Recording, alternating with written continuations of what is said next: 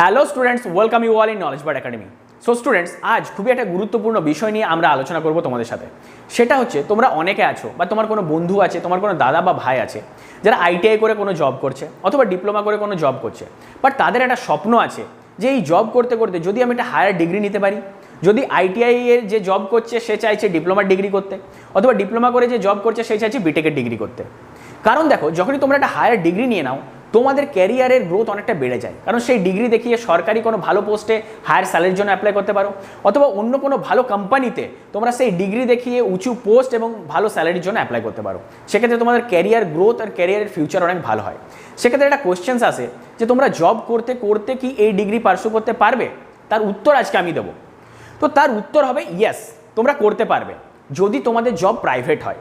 দেখো, সরকারি জবে যারা আছো তারা করতে পারবে না, কারণ এটা সরকারের সার্ভিস রুলের এগেনস্টে হয়ে যায়। তোমাকে যদি সরকারি জব করতে করতে কোনো হায়ার ডিগ্রি নিতে হয়, সেক্ষেত্রে তোমাকে স্টাডি লিভ নিতে হবে। কারণ হচ্ছে, দেখো, ইঞ্জিনিয়ারিংয়ের ডিগ্রি কি হয়, ডিস্টেন্সে হয় না। তোমরা আর 5টা গ্র্যাজুয়েশনের যে ডিগ্রি হয় সেটা ডিস্টেন্সে হয়ে যায়। তোমরা জানো ইগনু থেকে গ্র্যাজুয়েশনের ডিগ্রি পাওয়া যায়, সেখানে তোমরা অনার্সের ডিগ্রি করতে পারো, বিকমের ডিগ্রি করতে পারো। বাট ইঞ্জিনিয়ারিংয়ের যে কোনো টেকনিক্যাল ডিগ্রি, সেটা ডিপ্লোমা হোক বা বিটেক হোক, সেটা কিন্তু তোমরা ডিস্টেন্সে করতে পারবে না, সেটা রেগুলারের মাধ্যমে নিতে হয়। ইঞ্জিনিয়ারিং ডিগ্রি অলওয়েজ রেগুলার ক্লাসরুমে হয়। এবার রেগুলার ক্লাসরুম মানে তোমাকে কলেজ অ্যাটেন্ড করতে হবে, আর সেই টাইমে তুমি ধরো জব করছো। এবার যখনই সরকারি জবে, ধরো একটা নিচু পোস্টে জব করছো, উঁচু পোস্টে জবে যাচ্ছ, তুমি নিচু পোস্টে জব করতে করতে বিটেক করে নিয়েছো, এবার উঁচু পোস্টে জবে অ্যাপ্লাই করেছো। এবারে তুমি সরকারি ডিপার্টমেন্টকে তোমার জানাওনি। এবার যখনই তুমি সরকারি ডিপার্টমেন্টে এক ডিপার্টমেন্ট থেকে আরেক ডিপার্টমেন্টে যাবে, তখন আগের ডিপার্টমেন্ট থেকে রেজিগনেশন সার্টিফিকেট চাইবে।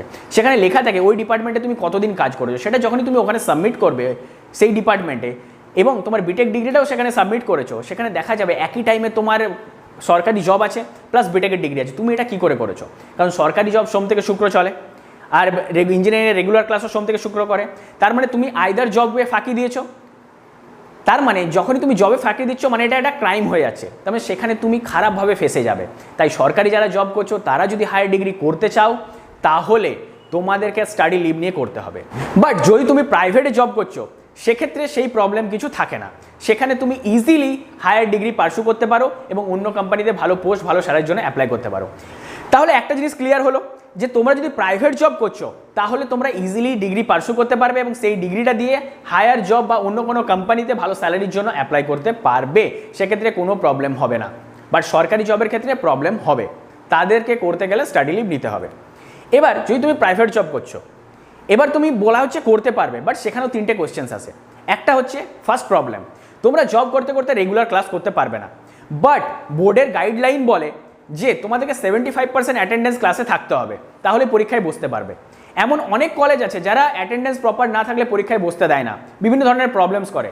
তাহলে প্রবলেমটা হচ্ছে কোন কলেজে, এমন কোন কলেজ আছে যেখানে কোনো অ্যাটেন্ডেন্সের প্রবলেম হবে না? এটা প্রথম কোয়েশ্চেন। এবার সেকেন্ড প্রবলেম, সেটা কি না, সেটা হচ্ছে, দেখো, তোমরা জব করতে করতে পড়াশোনার বেশি টাইম পাবে না। তাহলে তোমাদেরকে এমন কলেজ দরকার যেখানে একটা সাপোর্টিভ ফ্যাকাল্টি টিম আছে বা সাপোর্টিভ ফ্যাকাল্টি মেম্বার্স আছে, যারা তোমাকে সময় মতো সাজেশনস দিয়ে, সময় মতো নোটিফিকেশন দিয়ে, বিভিন্ন টিপস দিয়ে, প্র্যাকটিক্যাল এক্সাম হোক, ক্লাস টেস্ট হোক, বিভিন্নভাবে হেল্প করে তোমাকে একটা ভালো পজিশনে নিয়ে যাবে। কারণ তোমার সাথে সাথে অনেকে রেগুলার ক্লাস করবে, তাই থেকে তুমি তো পিছিয়ে পড়বে। সেক্ষেত্রে তোমাকে এরকম একটা সাপোর্টিভ ফ্যাকাল্টি টিম তোমাকে সাহায্য করবে তাদের সঙ্গে তাল মিলিয়ে থাকতে, সময় সময় সাজেশনস দিয়ে, বিভিন্ন ধরনের টিপস দিয়ে। তো কোন কলেজে আমি এরকম ফ্যাকাল্টি টিম পাবো? এবার তৃতীয় প্রশ্ন হচ্ছে, ঠিক আছে, আমি একটা কলেজ তো ভালো কলেজ ধরলাম, ভালো ফ্যাকাল্টি মেম্বারও ধরলাম, বাট প্রশ্নটা আসছে ফিজে। কোন কলেজে কম ফিজে করা যাবে? মানে ভালো কলেজ অথচ কম ফিজ। কারণ দেখো, তোমরা নিশ্চয়ই চাকরি করছো, তার মানে তোমাদের একটা ফাইন্যান্সিয়াল ক্রাইসিস আছে, ফাইন্যান্সিয়াল নিডস আছে। সেখান থেকে তোমাকে যদি কাড়ি টাকা কলেজের ফিজে দিয়ে দিতে হয়, তাহলে তোমরা কি করে বাকি ফাইন্যান্সটা ম্যানেজ করবে? তার মানে তোমাদের একটা কম ফিজের একটা কলেজ দরকার হয়। তো সেই কলেজ কোথায় পাবে? তো এই 3টে জিনিসের, কোন কলেজে অ্যাটেন্ডেন্সের প্রবলেম নেই, কোন কলেজে ভালো ফ্যাকাল্টি টিম আছে, কোন কলেজে সবচেয়ে কমে অ্যাডমিশন হয়, এই 3টে জিনিসের সলিউশন আছে আমাদের কাছে। তো এই যে তোমাদের 3টে প্রশ্ন, কোন কলেজ ভালো হবে যেখানে অ্যাটেন্ডেন্সের প্রবলেম নেই, কোন কলেজে ভালো ফ্যাকাল্টি টিম আছে, কোন কলেজে কম পয়সায় করা যাবে, তার সব সলিউশন আছে আমাদের কাছে। যারা তোমরা ইন্টারেস্টেড আছো, যারা জব ক্যান্ডিডেট অথবা রেগুলার ক্যান্ডিডেট, যারা ইন্টারেস্টেড আছো, তারা আমাদের সাথে কন্ট্যাক্ট করো। আমরা তোমাদের সম্পূর্ণ অ্যাডমিশন প্রসেসে গাইড করব ফ্রি অফ কস্ট। আমাদেরকে কোনো কনসালটেন্সি ফি দিতে হবে না। আমরা তোমাদের নিডস অনুযায়ী, তোমরা কোন এরিয়াতে কলেজ চাইছো, কি ফিজে কলেজ চাইছো, কেমন কলেজ চাইছো, কোন ব্রাঞ্চ চাইছো, সেই ডিমান্ডস অনুযায়ী প্রপার কলেজে অ্যাডমিশন আমরা করিয়ে দেবো। তার জন্য কোনো কনসালটেন্সি ফিজ আমরা চার্জ করব না। তোমাদেরকে শুধু কলেজে যে স্ট্যান্ডার্ড চার্ট অনুযায়ী কলেজে যে সেমিস্টার ফিজ আছে সেটা তোমাদেরকে দিতে হবে, সেটাও কিন্তু আমরা অনেক কম পয়সায় করিয়ে দেবো। দেখো এখানে একটা কথা বলে রাখি, যারা তোমরা রেগুলার স্টুডেন্ট আছো তারা জানো ডিপ্লোমা করতে 3 বছর লাগে এবং বিটেক করতে 4 বছর লাগে। বাট যারা জব ক্যান্ডিডেট আছো তাদের ক্ষেত্রে একটা অ্যাডভান্টেজ হয়, কি হয় না, ডিপ্লোমাতে 2 বছরে তোমাদের হয়ে যায়, কারণ ডিপ্লোমা সেকেন্ড ইয়ারে অ্যাডমিশন হয় যারা আইটিআই করে আছো। আর যারা ডিপ্লোমা করেছো তাদের ক্ষেত্রে বিটেকে ল্যাটারাল এন্ট্রি হয় সেকেন্ড ইয়ারে। তার মানে তাদের ডিপ্লোমা করতে সময় লাগে 2 বছর যারা আইটিআই করেছো, আর বিটেক করতে সময় লাগে 3 বছর যারা ডিপ্লোমা করেছো। সেক্ষেত্রে তোমাদের 1 বছর কম লাগে এবং ফিজটাও অনেক কম লাগে। এই কম ফিজের মধ্যেও আরও কিভাবে কম করা যায় সেটা আছে আমাদের কাছে। তাই যারা অ্যাডমিশন নিতে ইচ্ছুক তারা আমাদেরকে সরাসরি কন্ট্যাক্ট করো। এছাড়াও যদি তোমাদের কিছু ডাউট থেকে থাকে, আরও মনে প্রশ্ন জেগে থাকে, সেটা আমাদের কাছে সরাসরি কোয়েশ্চেন্স করো। আমরা তোমাদের প্রত্যেকটা জিনিসে সলভ করব ফ্রি অফ কস্ট তোমরা কাউন্সেলিং গাইডেন্স পেয়ে যাবে। এবার আরেকটা গুরুত্বপূর্ণ বিষয় হচ্ছে, যারা তোমরা অ্যাডমিশন নিতে চাইছো খুবই তাড়াতাড়ি আমাদের সাথে কন্ট্যাক্ট করো। কারণ দেখো জব ক্যান্ডিডেটদের এখন বিটেক বা ডিপ্লোমা করার চাহিদা অনেকটা বেড়ে গেছে। তাই বেশিরভাগ ভালো ভালো কলেজে এখন 80% 90% সিটস ফুল হয়ে গেছে। কিছু কিছু ভালো কলেজে কিছু সিটস পড়ে আছে, সেইটাতে অ্যাডমিশন যদি তোমরা নিতে চাও তাহলে তাড়াতাড়ি কন্ট্যাক্ট করো।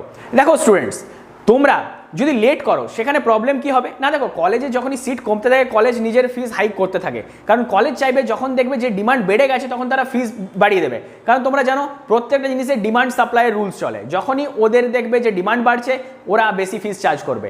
তাই আমরা যে মিনিমাম থেকে মিনিমাম ফিসে তোমার যে অ্যাডমিশনের গ্যারেন্টি দিচ্ছি সেটা তখনই পাবে যদি তোমরা তাড়াতাড়ি আমাদের সাথে কন্ট্যাক্ট করো আর নিজেদের সিট তাড়াতাড়ি সিকিউর করো।